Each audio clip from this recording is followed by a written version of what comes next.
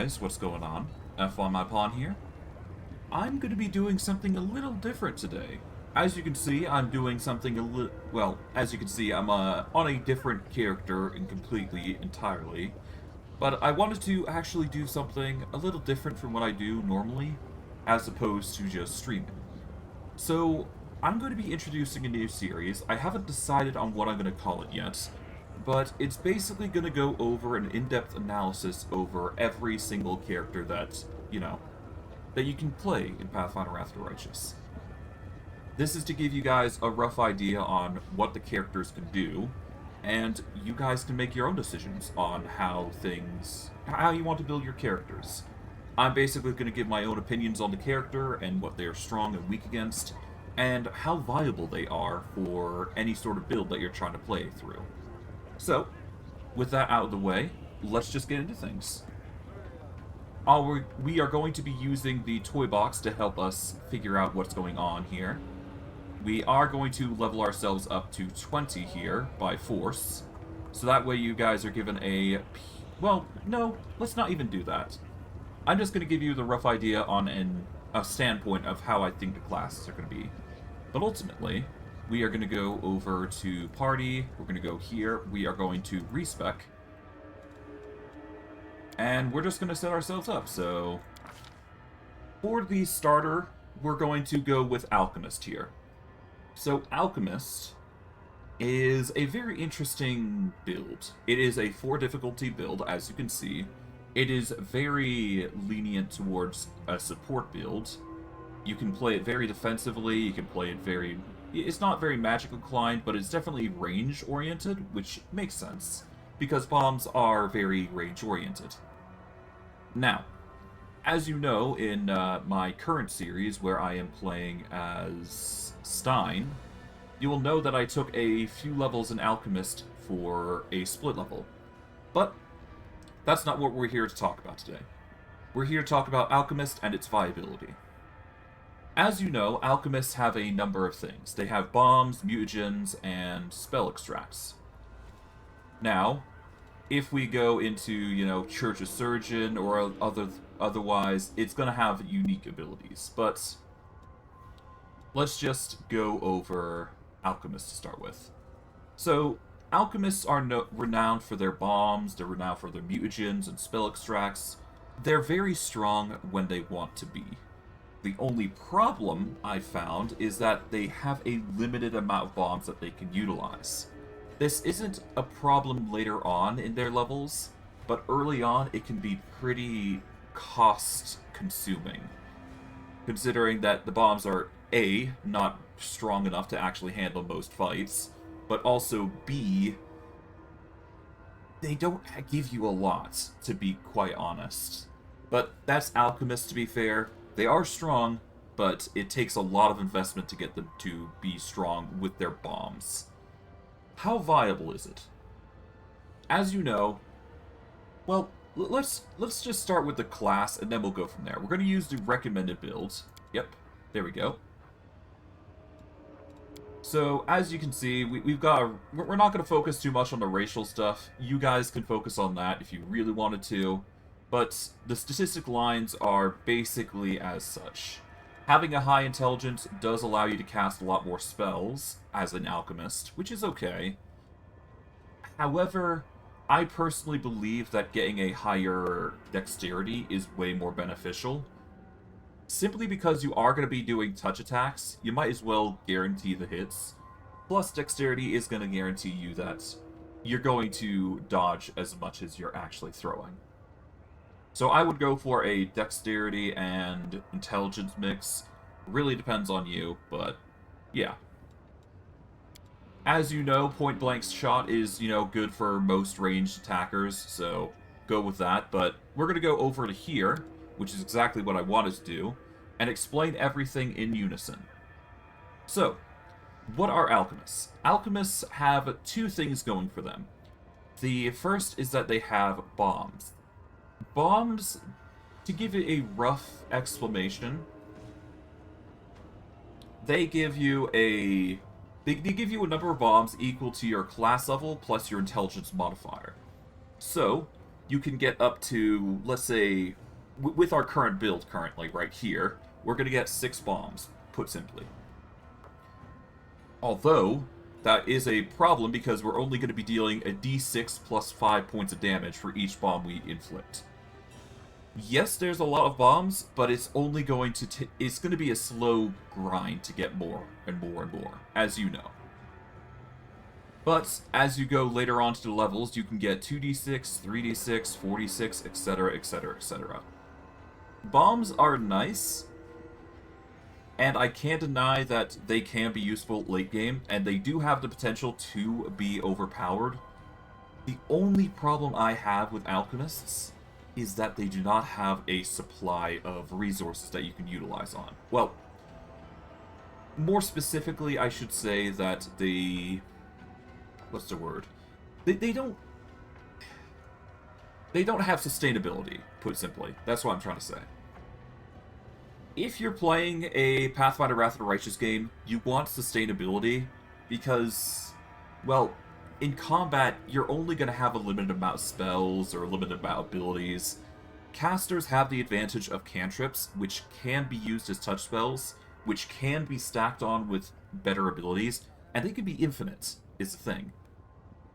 Literally going, like, 1 level caster and, like, 19 levels rogue is going to be stronger than this, I personally think.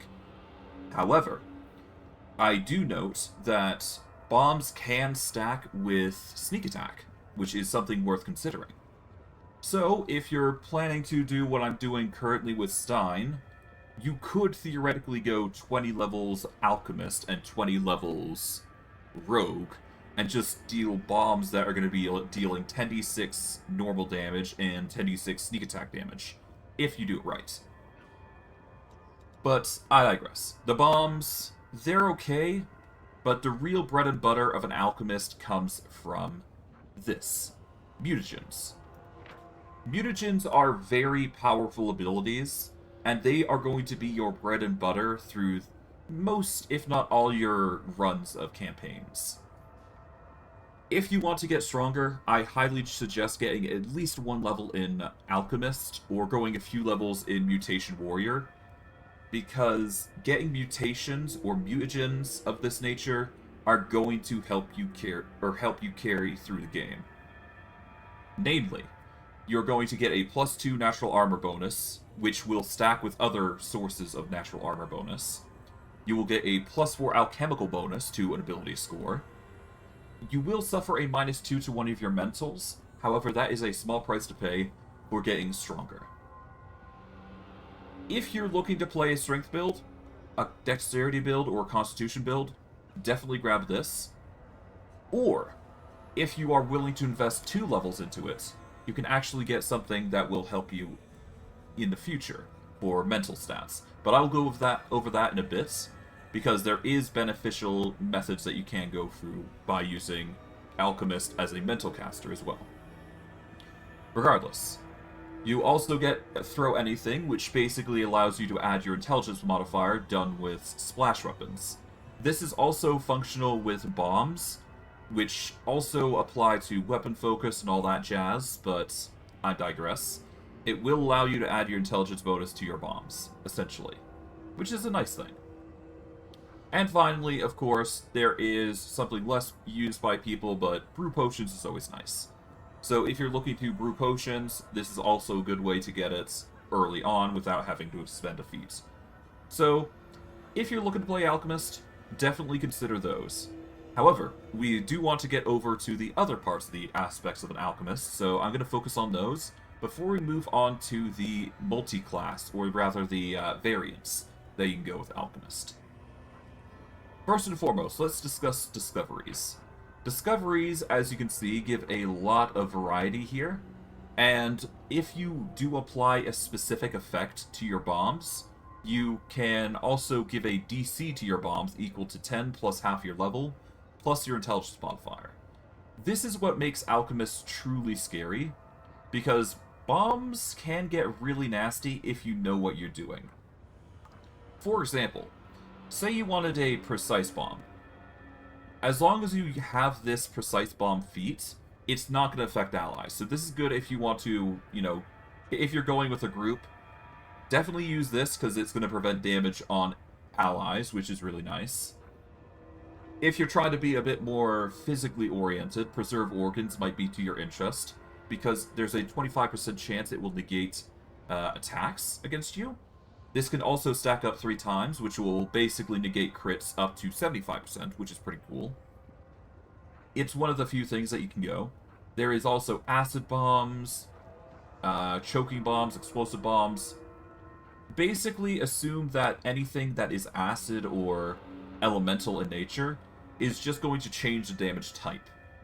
Personally, I don't think it's wise to grab these types of bombs. Really, you should have the ability to swap these around as you see fit, because it's just a wasted ability as far as I'm concerned. You're better off getting something that actually does something rather than swap your ability, especially because you can take a mythic feat to basically make fire bypass any defenses that the enemy has. So I guess it really depends on how you feel about it, but I wouldn't go for the acid bombs or that whatnot if you're going to be going a mythic thing anyways.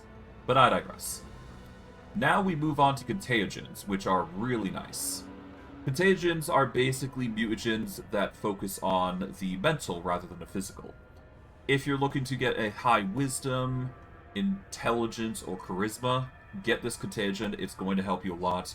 It does require 1 extra feat or 1 extra level investment, but the reward is well worth it, so if you prefer playing a mental caster, definitely go Contagion. It's going to help you a lot. Explosive bombs. They are pretty nice. They give you a extra d6 of points of fire damage, which is pretty good. Wait, oh, actually, hold on. Basically, explosive bombs increases the radius of your bombs by an additional 5 feet, so the explosion radius is going to increase from a 5-foot bomb to a 10-foot bomb. This is very good. I would highly suggest, if you're going to go bomb build, grab this. It's going to help you a lot, because it's going to get you more bang for your buck, especially if you're dealing with multiple enemies. In addition, the enemy is going to catch fire, in which case they take a d6 of fire damage each round until it's extinguished, which is a DC, I believe. I did forget that I should probably go over these 3, because I did ignore these, but Enhanced Potion is pretty simple. Any potion that your Alchemist drinks functions as a cast level equal to their class level. So, if you have a lot of potions, such as Cure Light Wound potions, this is going to be really nice. So, if you're looking for a consumable build, this is pretty good to grab. If you're looking to extend your potions, which is something that you can do, it also gives the extend spell feat, which is pretty nice. So this is the alternative to using, say, scrolls. But honestly, if you're going to be doing that, you might as well just buy multiple potions, so kind of not the most amazing. Now, infusions. Infusions can be really powerful if you know what you're doing. Spellcasting-wise, I'm not going to go over, but just know that if you're going to be going infusions, definitely consider getting ones that are personal, because you can actually give personal spells over to your allies by grabbing infusion, I do believe. I haven't done it personally myself, but it is viable as an option. Regardless, as you know, Acid Bomb is basically the same as Frost and Shock Bomb, so I'm not going to go over that. Feral Mutagen. This is a nice ability if you're looking to go natural attack build. It's going to give you a free bite attack and 2 free claw attacks, which is really good for you. It also gives a +2 on persuasion skill checks when made to intimidate. So if you're being a alchemist and you want to get Feral Mutagen, that's going to be really handy, because it's also going to unlock an ability where you can get Feral Wings, which will allow you to get a flight ability, which will give you +3 AC against melee attacks. So, if you're trying to play a bit more physically oriented, Feral Mutagen might be your way to go, because it's going to allow you to open up versatility. However, as you probably are aware from Stein's combat abilities, natural attacks are not the way to go if you want to solo run. It's going to make it way harder if you're going to go natural attacks, and the only reason I'm actually doing well in that game is because I'm mid-maxing to an absurd degree. But I digress. Spontaneous healing. Let's talk. This is an interesting ability. I wouldn't say it's fantastic, but it is a way to heal. It allows you to have a 5 fast healing for... I don't know. It's okay, I would say. It allows you to heal 5 hit points per day every 2 Alchemist levels you have. If you're going to be focusing on Alchemist, this might be good for you, but I wouldn't advise it because you can easily just buy a Cure Light Wounds potion for a D8 plus 1 of HP. Yes, spontaneous healing is efficient. It won't require you to spend gold, but you're going to be spending gold on a bunch of scrolls and potions anyways. It's kind of useless, as far as I'm concerned. You're better off getting healing for something else rather than, you know, going this route. Although, I will say that if you are strapped for healing and you can't actually get it, this might be a good ability for you to consider. Although, at that point, you may as well go Cleric, right? So, tit for tat. Finally, Tanglefoot Bombs. Tanglefoot Bombs are going to be your best friend. And here's why. If an opponent fails a will save, they are going to prevent being moved. So they basically become entangled on the floor and they can no longer move. Entangled is a very nice ability because, well, they won't... Well, obviously with Tanglefoot Bombs, they won't be able to move. They cannot run or charge, they suffer a -2 on attack rolls, and they suffer a -4 on dexterity. By suffering that -4 on dexterity, they basically become easier to hit. They won't be able to cast spells as easily. And it just becomes a nice ability to lock foes down. So if you want foes to not attack you directly, that'd be the way to go. But I digress. The next best thing that you're going to get is poison resistance. It goes all the way up to immunity. I don't think I need to elaborate too much on this, but to give you a rough idea, basically you get a +2 to saving throws against poison, and it stacks up to +6, all the way up to immunity over by level 10. It's alright. I wouldn't say it's perfect, but it gets the job done. Alright, but the next few things that are going to be worth interest in for you guys would be getting over to Persistent Mutagen. Persistent Mutagen basically allows you to have a mutagen last for an hour level as opposed to a minute level. This is really nice, and honestly, it would be warranted for grabbing 14 levels in a class of Alchemist here, just to get this ability. Simply because mutagens only last minutes a level, and there's no theoretical way to increase that as far as I'm aware. But if there were, well, this would be the one way that you could do it. But yeah, no, if you're looking for mutagens, that would be the best way. And there is one final thing, I do believe. Well, 2 final things, I should say. The first thing that you're going to be interested in is the Grand Discovery. Now, Grand Discoveries are basically the pinnacle of an Alchemist's abilities, and they give you 3 types of things that you can get. The first is that you get Awakened Intellect. Your intelligence score basically increases by +2 points, which is okay, but I wouldn't go for it personally. You're going to get more things anyway, so there's much more useful things that you can apply your, things to instead of intelligence. Besides, there is something even better. The next one that you can get is you can get Fast Healing. Fast Healing is basically 5 fast healing. It's a good ability if you're looking to fast heal your way to victory. So it really depends on you on how things go there, but yeah, it really depends. I would say, honestly, I'd say this is okay, but not perfect. I would grab it not for something that's level 20. What I would grab, however, is True Mutagen. True Mutagen basically takes your mutagen and makes it cracked up on juice. So not only will it give you instead a +8 natural armor bonus, but it will also give you a +8 to your strength, dexterity, and constitution. The same can be said by it will reduce your intelligence, wisdom, charisma by 2 as well. However, I'd say that the physicals outweigh the negatives. Now, here's the fun part with True Mutagen.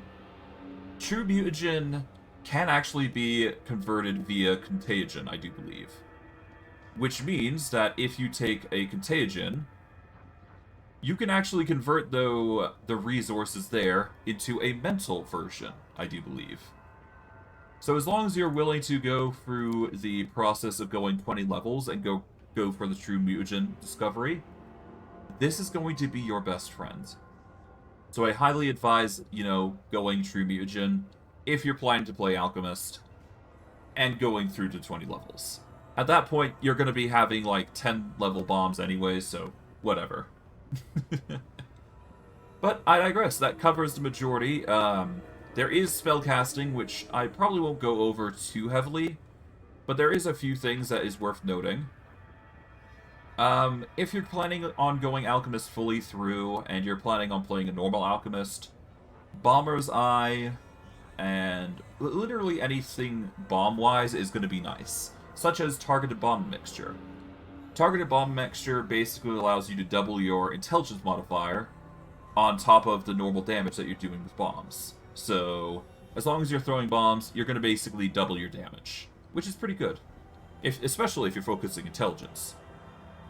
Bomber's Eye basically is similar to Targeted Bomb Mixture, but instead it gives you an insight bonus to your attack rolls made with thrown weapons. So, as long as you... it also increases the thrown weapon distance by 10 feet, so... If you're looking to play a bomber, Bomber's Eye and Targeted Bomb Mixture is really good. If you're playing with more defense in mind, Shield, Reduced Person is always nice. True Strike is always good if you are dealing with an enemy with a high AC. Really depends on you, though. The rest are really just, superficial. Cure Light Wounds and Expeditious Retreat would be my personal preferences if I didn't have everything else, but I digress. That is what you can do for Alchemist at first level. And for second level casting, it does seem like it's a little bugged. Oh, there we go. Got it fixed. Alright. So as you can see, there is a number of abilities that you can get. Out of the lot, I would personally go with Bark Skin. It's a good staple spell. Lure is also good. Cure Minor Wounds if you're looking to make him a healer. False Life is a good staple ability. Protection from arrows and resist energy is always nice. And there is a few other things, but mainly if you're playing solo, definitely get the single target abilities, but honestly, you're better off saving for, multi-targets, but Blur is one of those things that you do want to grab. Alright, by the 7th level, you get a bunch of spells here. I would personally go with the communal versions of everything that you can get your hands on, because those are going to help you the most, especially in a group.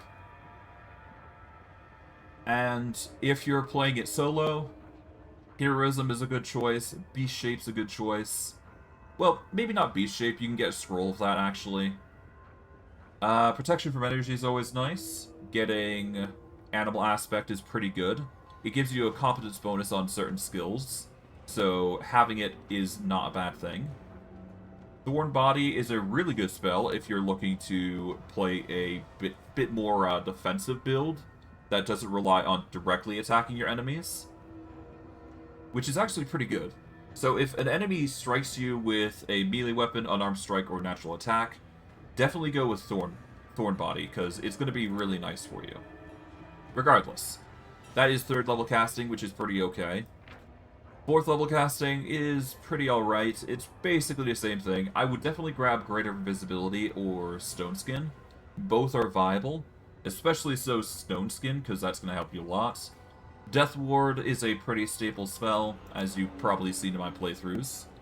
But other than that, it's not really that great.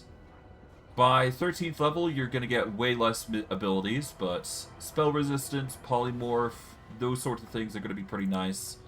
And by the time you hit, 16th level, you're going to get some nice abilities. I would highly urge that you get Legendary Proportions, because it is a fantastic spell to have. Giving yourself a +6 strength, +4 con, and a +6 to natural armor, just for growing a size category, or 2 size categories I should specify, is really good.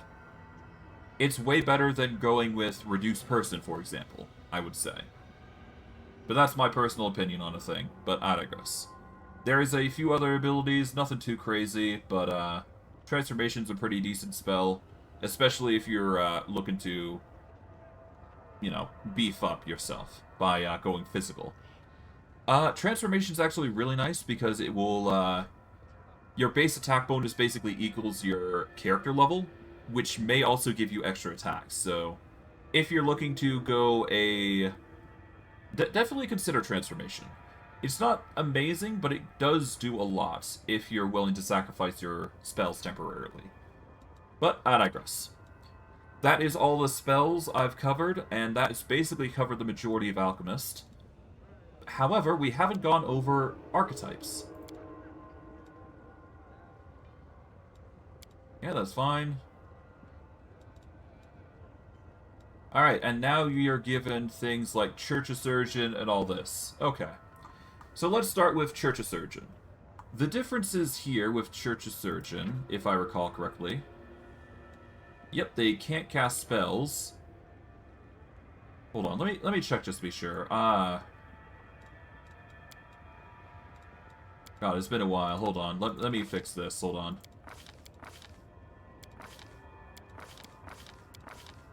Alright, there we go.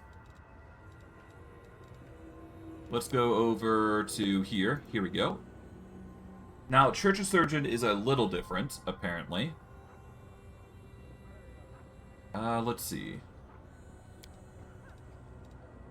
I'm just trying to see what it does. Okay. So, here we go. So, we're going to go over here. Church of Surgeon basically removes your poison resistance from the looks of it. And, yeah, it gives you your... It reduces your poison... It basically gets rid of your poisons and gives you a few benefits here and there. Ultimately, it's just basically Alchemist without poison.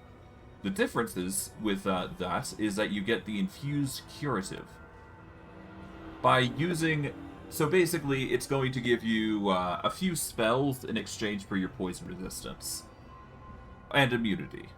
So you can cast Remove Disease, Remove Blindness, Neutralize Poison, and Cure spells. And they act as infusions that can be used on not only but you, but other people. So, it basically takes the benefits of poison resistance it gives you the it removes the ability to use abilities. Well, God, I've lost in the sauce. No, basically it takes the abilities of infused curatives and it gives it to other people, and at cost you're basically losing your poison immunity. You also get Lore or Religion, which is a nice ability. It's a skill focus, it's pretty okay. And the biggest thing is going to be Power Over Death. As a 4th level extract, you get Breath of Life, which is basically a revive. This is, as you can probably imagine, Church of Surgeon is basically a healer. And now we're going to move on to the Grenadier. The Grenadier gets Martial Weapon Proficiency. They get Precise Bombs, Alchemist Weapons. They lose their poison resistance, and probably their poison immunity, I would imagine. Yep, they lose their poison immunity as a result. And that's about it.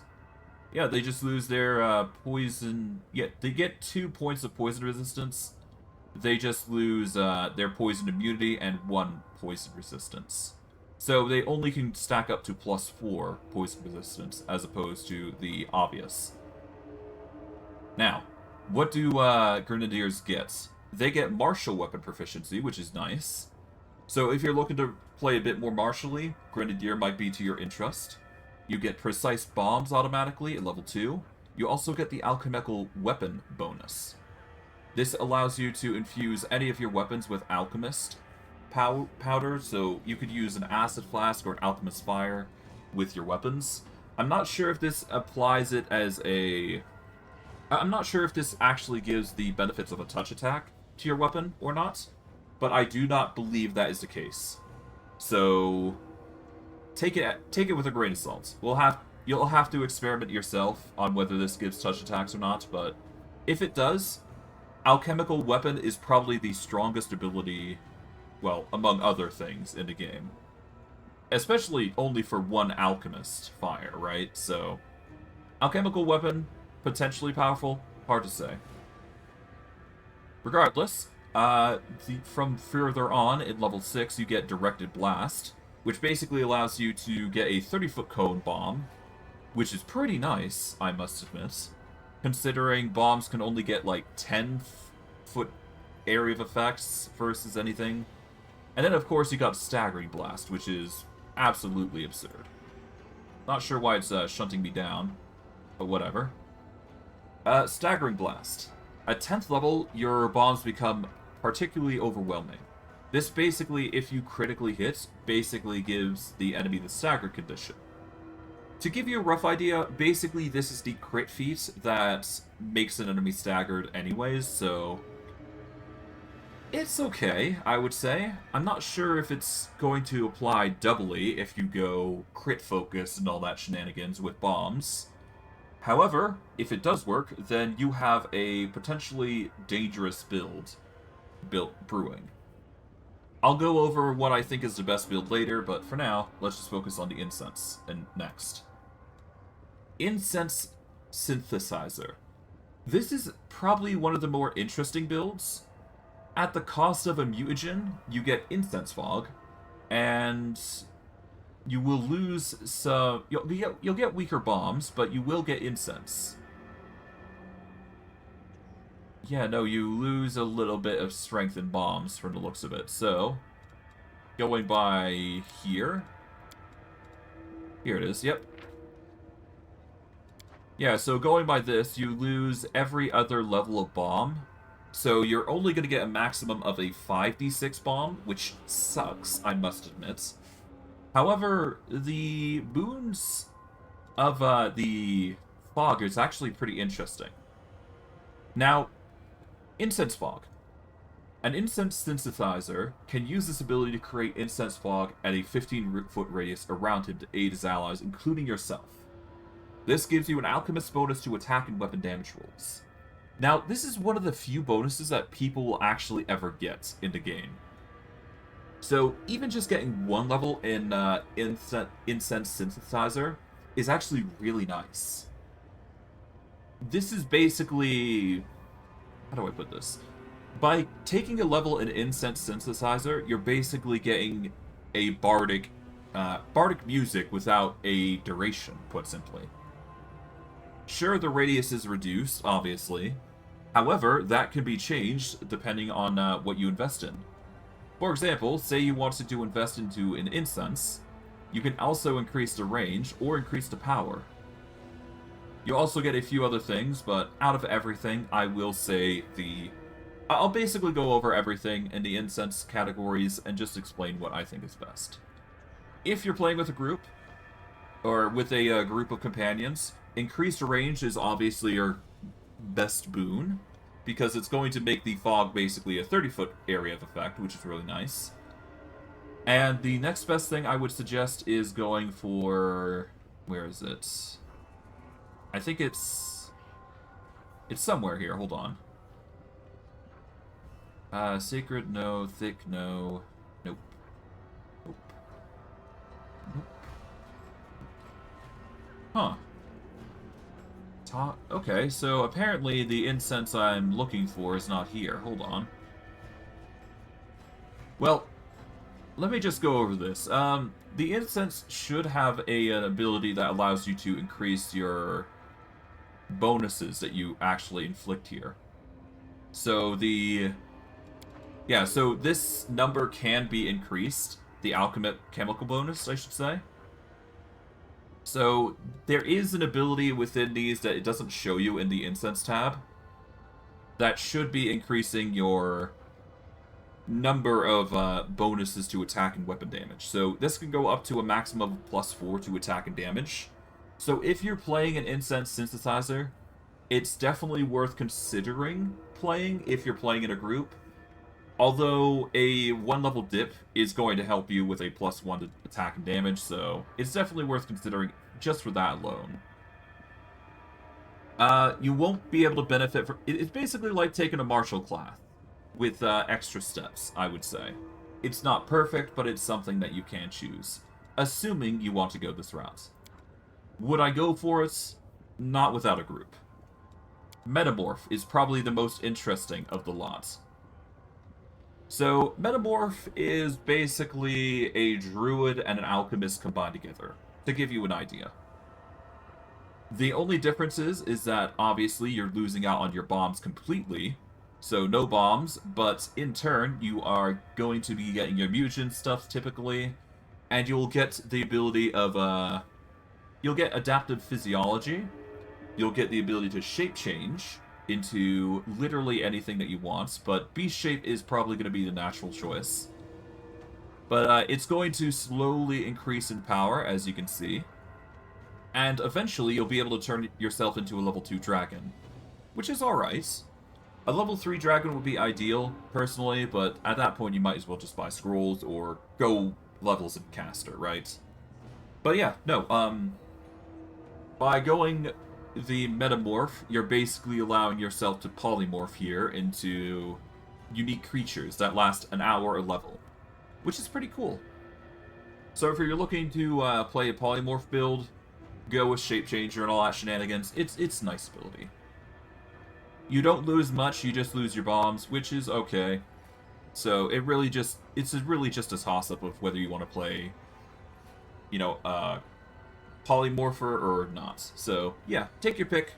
It really doesn't matter.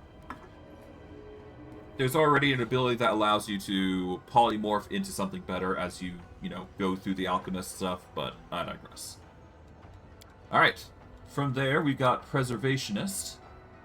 Pretty much simple stuff. You basically, it's basically a summoner. So if you're looking to play a summoner, this is the alchemist version of it. If you're looking to play a necromancer, this is the alchemist version of it.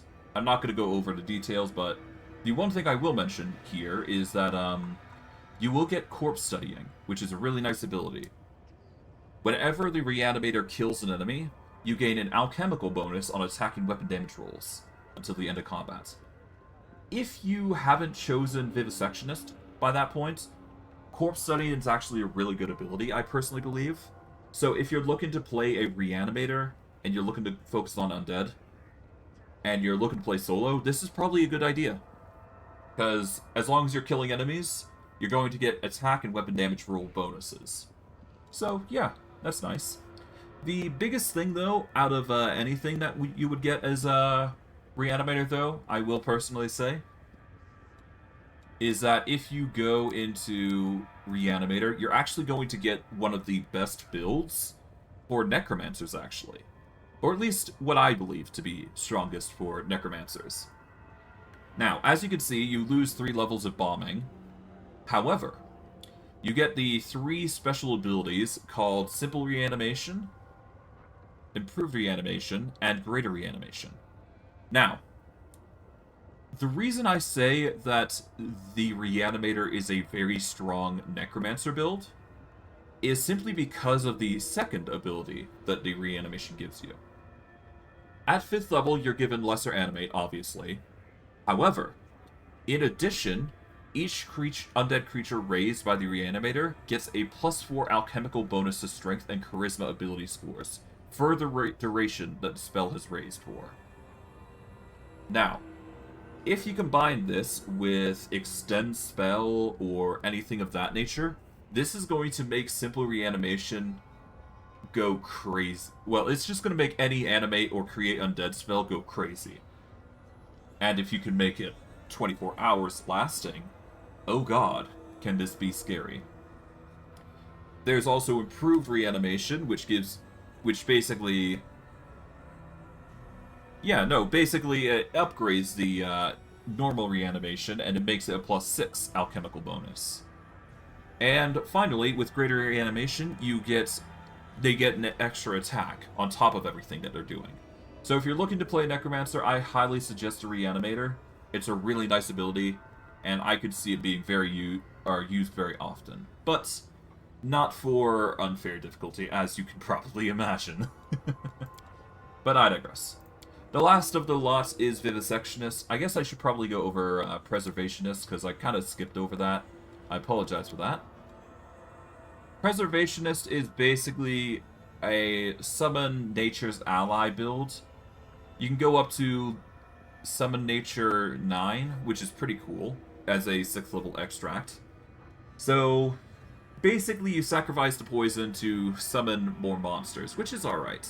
So if you're looking to play a summon build, this might be to your fancy. There's no special abilities with it as far as I'm aware, but you still get your bombs, so basically it's a trade-off between using poison for summons. So, gamble as you see fit. It's a pretty simple ability. And finally, you got Vivisectionist. I've already gone through these Vivisectionist stuffs, but I'll go over it again. So, Vivisectionist has the unique perk of just changing bombs into sneak attack die. So as you can see, you get up to 10d6 sneak attack as opposed to getting 10d6 bombs. Now, sneak attacks, as you can imagine, are more viable, and I would probably see a Vivisectionist more in Alchemist than anything else, because it's probably a lot more versatile than a rogue, I must admit, which is kind of concerning. But, you know, it really depends on how you play the class, so yeah. But as you can imagine, Vivisectionist will give you a bunch of sneak attack die, so if you're looking to play a sneak attack build, definitely consider this. But yeah, no, it basically takes the best things of the rogue, combines it with Alchemist, and yeah, it's a linked unity. You also get the benefit of getting rogue talents on top of everything in your infusions and all that. I think the only downside is really that you don't really lose anything, actually. This is what makes Vivisectionist strong, and why people like to dip into it a little bit. It's because that, while you do lose the bombs, you do get sneak attack, which is arguably more infinite. So, take it as you see fit, take it with a grain of salt, but ultimately this is the strongest build that you're going to get. Now, what would I go with personally for a build? If I were to play this... Let's say I'm playing this on unfair difficulty. I want to play an Alchemist, I want to make this work. How would I do that? And would it be even viable to play a Alchemist through the game? Now, playing an Alchemist on its own is interesting, to say the least. Yes, you have the viability. Well, let me start by answering the simple question. Can it go through unfair difficulty? Yes, it can, with extra steps. Yes, it can go through unfair difficulty. Would I go with it? No. The reason I would go with it is if I am resting, you know, religiously, and I am perfectly fine with taking my time fighting enemies. Would I rely on it? Would I play it personally? No. Personally, I don't think Alchemist has the gusto it can actually bring on its own. As it stands, Alchemist has two ways you can go about it. The first way is that you can go into Vivisectionist, and you can go about going a sneak attack build, and if you combine it with one level of any caster of any type, you can use cantrips and rely on the sneak attack, as opposed to bombs. Could I use bombs? Yes, I could. So, for example, if I wanted to go literally any bomb build, I would get a 10d6 for, like, 33 bombs, let's say, for example. That's at late level, mind you. Early levels, not so much. It's not going to stack. It's not going to have benefits. Would bombs work? It's possible, but you'd have to find a way to combine bombs with sneak attack, and sneak attack with bombs, because otherwise it's not going to deal as much as, you know, say, one spell of, I don't know, Tsunami, for example. Tsunami is a really good spell, doesn't require a spell resistance. I guess one of the benefits is that bombs do not require you to bypass any spell resistance, which is AAC that the enemy have to deal with. But again, it really just varies. Now, what would I go for build-wise here? Now, obviously, if I were to focus into if I were to focus into Alchemist, I'd go one of maybe 2 or 3 paths. The first path I would go with, if I were, optimizing things, I would probably go with a Grenadier, actually. Now, this might seem like a weird choice, but if you're focusing more on the bomb aspect of things, this is actually pretty nice.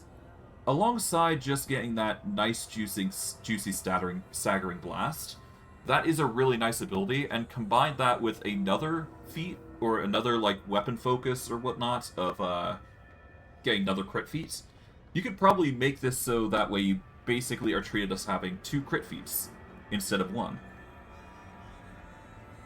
Of course, you don't get to choose the first one, but the second one you can easily choose, and you can make some seriously sick builds with this, I would imagine. Especially if you entangle the enemy and make them just completely immobile. This is a very strong build, I would imagine, but effectively, it really depends. Now, from there, we've got the option of... I'm going to say Vivisectionist would be my second choice. And you could probably imagine why. Going 1 level into any caster, and just taking 19 levels in, say, Vivisectionist, it's going to get you enough to get your sneak attack and all that. Would I say this is the best ability of going for it? No, not really. But, it's the best I can think of. You will lose out on obviously, your Grand Discovery, which is a big suffering situation, which I personally do not prefer if you're going to be going that high at that point. You might as well just go 20 levels with the Sectionist and then find some way to, I don't know, cast cantrips somehow. But I mean, if you're going to be going if you're going to be going 40 levels in one character, Vivisectionist is definitely a way to go. So legend builds are actually really good with this, I would imagine. So 1 level, 1 level in any caster, 20 levels in Vivisectionist as a legend build, this could certainly get you somewhere. And it can make some scary plays. At least I would imagine. Beyond that, the only other thing I would personally suggest among these lots are consider Incense Synthesizer if you're looking to go with a group, or even Reanimator if you're looking to play a Lich build. Because Reanimator is going to help your undead, and Incense Synthesizer, well, it's a good party buffer. It's going to help you a lot. And considering you get an Alchemist bonus that, rarely actually applies to anybody, is really nice. So, yeah. I think that covers the majority of Alchemist, for the most part. I just wanted to go over these, each class every now and again, and give you guys an informative opinion on each. Next time, we're probably going to be focusing on Arcanist, and I'm just going to go down the list. But yes, this is the Alchemist Alchemist version of it, and final thoughts. Out of every class, Alchemist, personally, I believe, is something that you dip into. You shouldn't actually focus into it. Not in this game, anyways. If you were playing the previous series, which was Kingmaker, I would highly urge that you play as an Alchemist, because it's just very broken, very strong. And in this game, it can be very broken, very strong. The only limiting factor I personally believe that the Alchemist suffers from is the simplistic fact that it has limited bombs. If you could overcome this issue, it could certainly become a very overpowered, unfair build. Would I advise that you could play this on core difficulty? Absolutely. You could play this and it would be working just fine, as any other class would.